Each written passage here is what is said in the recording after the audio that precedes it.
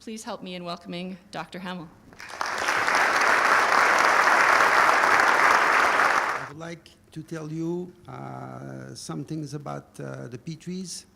Basically, on my point of view, going to Petries is taking much more risk than what may be talking about. I have been working for Federation of Canadian Municipalities. That was the first project that had Petrie in the title. But in fact, I've been working on those things for 20, 25 years. What you're looking at now, tonight, is very important. With the Petrie, there is a greater involvement of the private partner, of the private enterprise in financing, and also something really important, it is much longer contract that we are used to deal with. If you look at the very specific Petrie blend, it's very difficult to assess if it makes sense. You can have on the site of the coalition this attempt to, and it's one of it is a good example of how far you can go. But if you read it, as it is said in this paper, you cannot know for sure because there's not enough information. So far, we can say there are no clear benefits, even in the eyes of the main proponents, promoters of Petrie. There was that report not that long time ago from a special committee of the British Parliament. These are the people with the widest experience, and those people were fond of Petrie, that's for sure.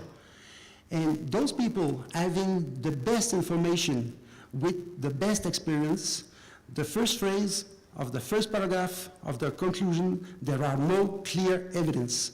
So who the hell is able to say it's sure that Petrie gonna be something great? Something sure, financing is more expensive. That's something nobody disagrees with. The greatest company, private company in the world will borrow for a higher rate than the smallest Saskatchewan community. That's important, because if you're doing a lot of private financing, you are starting with a gap. But private financing is a fiscal time bomb. It would be like comparing a home you buy or you rent. You buy and you will pay your mortgage on 30 years, and you settle it one for all. And you say the exact amount you will have to pay each month, and it won't change till the end. With a Petrie, you're paying a rent, which is obviously will lose its value among the time because of inflation. So it is inflated, corrected for inflation. And if you look at experience, the rent is climbing to unbelievable levels. The oldest Petrie are quite young, and it's a time bomb. It's a poor solution to a non-existent problem. Any city can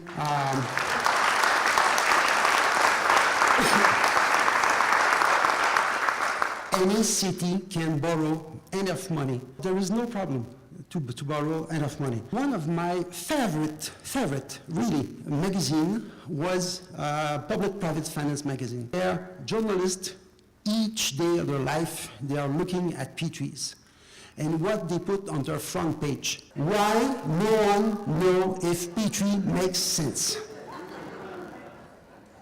And because of what? Because of secret.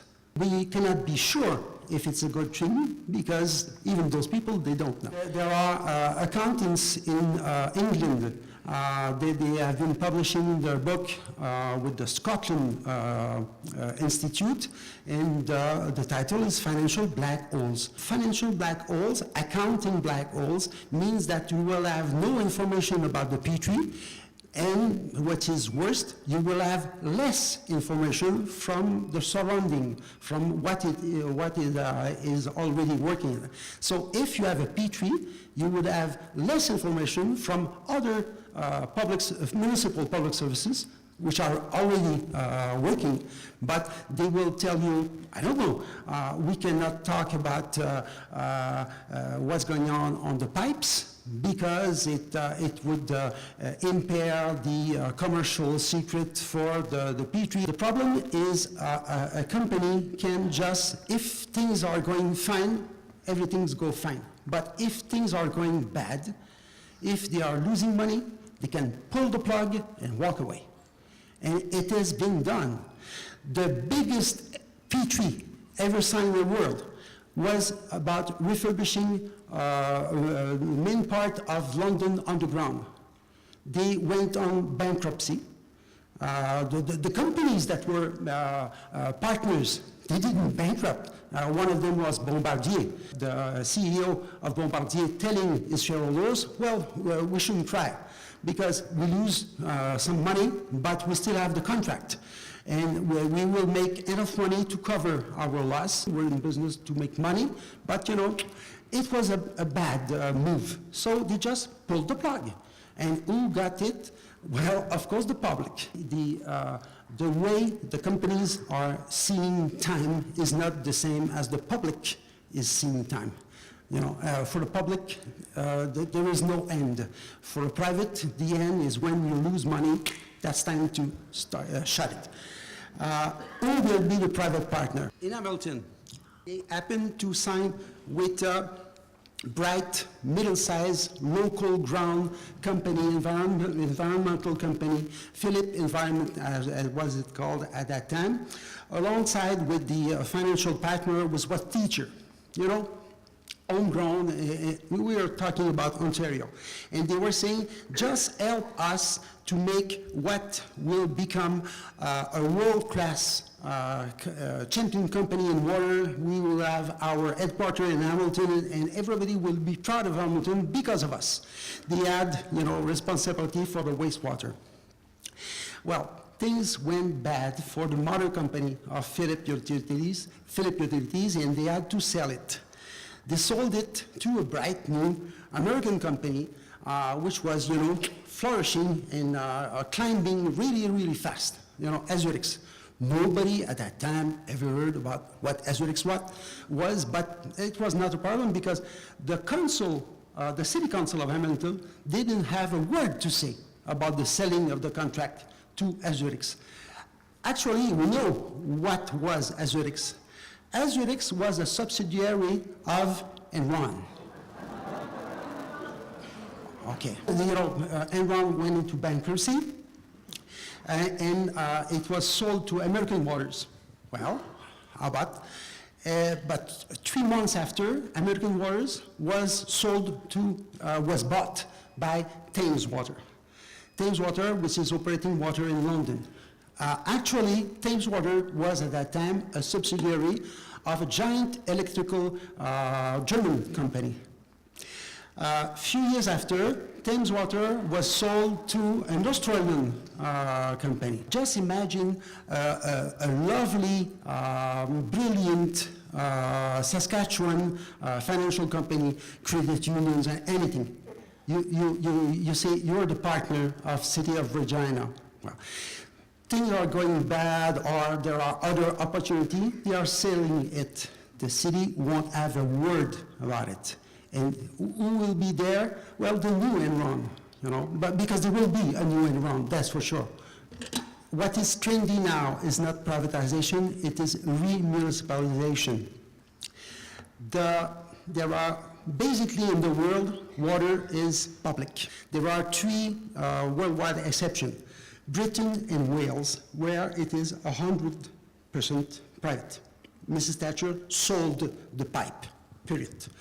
And the other exception is France, where there are those concession contracts on the longer term. Elsewhere, there's not that much private. The biggest company, water company in the world are French. Paris was shared, half of it to Veolia, half of it to Suez. And those people, they know what privatization is. They are the capital of the, you know, and they decided it would be better for them to go back to public service. This is an integrated network, an interconnected elements. When people are saying we will just give the operation of the wastewater plant to the private, but the whole rest will stay public, it is something incoherent. If you want to manage properly your wastewater plant, you should think uphill how you would deal with the pipes, with the retention bassin, and you must work it as a whole. If you don't, well, you will have problems, that's for sure.